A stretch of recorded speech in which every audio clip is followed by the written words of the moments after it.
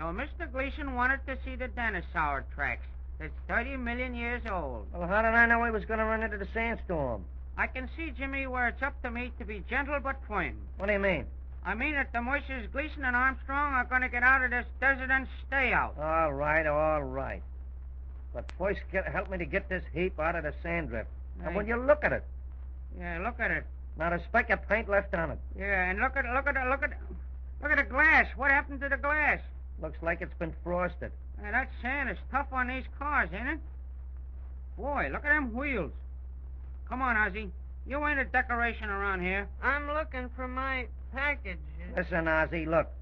Here on me bended knees, I ask you, like a brother, with the tears streaming down the back of me neck, will you please lay over that package for 3 minutes? Well, it's liable to get full of sand. Yeah, and so are you. Because in about 2 shakes of a rattlesnake's hips, Mr. Oswald Hoffmeister is going head first into that sand drift. No, I'm not, Bob. Oh, yes, you are, Ozzy. Well, in that case, we forget the package, whatever it is, for 3 minutes. I'll take the steering wheel, Ozzy, while Robbie and me work on the wheels here. all right. Oh, Robbie, come on. Ready? Oh, once, a little, and again. There, she moved a little bit.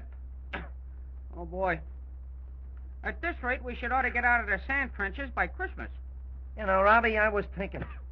Of course, we'd get out of the desert like you said, but we should ought to at least go to this Indian village and see the snake dance. Listen, Jimmy, I ain't danced since a two-step went out of style. But if you must see a snake dance, Ozzy and me'll do one for you. If you do a snake dance, you'll do it alone. All right, then. I'll do your snake dance all alone, Jimmy. If you will only turn this car around and get back to civilization. Well, look, I'm working. I'm working. Only I had an idea, that's all. Jimmy, you had the last idea. The one about the dinosaur tracks. Well, look, Robbie. I think, Mr. Gleason, for the good of all concerned, I better have the ideas at least till we get out of this desert. All right, then. All right. Then I won't tell you my idea. Can I depend on that, Mr. Gleason? You certainly can depend on that. And if you get sick from curiosity, I won't tell you my idea till you ask me. All right. You'll have to say please, too. You'll have to say, please, Jimmy, will you tell me what was your idea? So what? So let's give this wreck a couple of more shoves and we'll be out of this sandbank. All right. Hold that wheel, Ozzy. And don't forget your idea, Jimmy. I won't mind that all the way. On your bended knees, you'll ask me. Hold. What? More. There it goes. Oh. It's loose. Turn the wheel, quick. To the left. Hard. Oh, phew. Oh, boy, I'm glad that's over. Well, here we are. And now to Flagstaff. If we can find the road. Well, we're on the road, ain't we? If this is a road, I'm a Chinaman. Well, this is the road. You can see patches of it up there. Well, Ozzy, when we come to a good patch, you might take a picture of it so Mr. Gleason will know it again when he sees it. Mr. Gleason. It's always Mr. Gleason. Listen, Jimmy, it was you that wanted to go Yeah, and... I want it. You never do anything wrong. It's always Jimmy. Jimmy wanted to see the dinosaur tracks. Jimmy ran into the sandstorm. Jimmy this and Jimmy that. Oh. Well, will Jimmy get into the car and let's get going? And don't slam that... See? Now Jimmy is slamming doors. Where's Scram? At least Scram don't blame Jimmy for everything. Here he is in the front seat. He looks more like a groundhog than a dog. Maybe we should ought to change his name and call him Sandy. Scram, old boy, you certainly don't look like the same old pup. But you think Jimmy's all right anyway, don't you? You don't go around blaming Jimmy for everything, do you? You certainly don't. Look at him wag his tail. Look at him. We won't pay any attention to them mugs. We'll give them the silent treatment. That's what we'll do.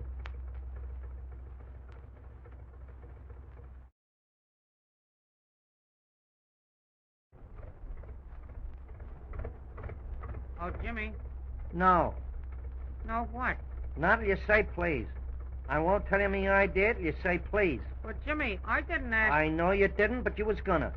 And if you get green with curiosity and the sands of this desert grow cold, you gotta ask me right.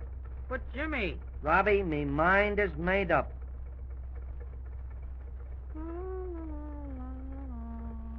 Are you gonna be stubborn? Robbie, are you going to be stubborn and sit there all day and not ask me? Oh, I don't know. Very well. Very well. Here I am with a great idea burning within me breast, and you won't say please. Just one little word, please, and you won't say it.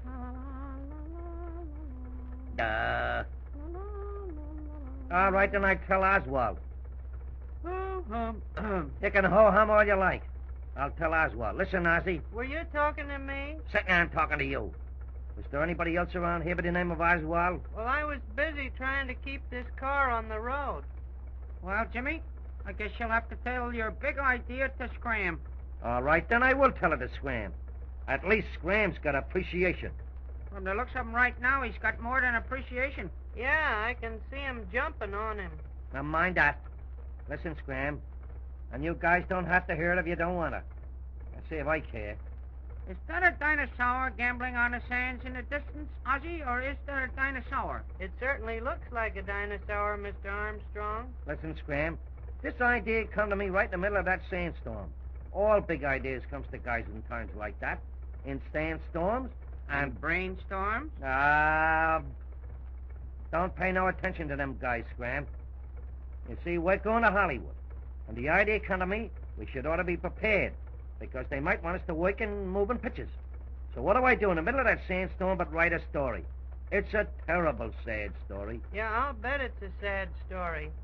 Listen, Ozzy, you shouldn't ought to listen to Jimmy's story. You didn't say please. Don't pay no attention to them, Scram.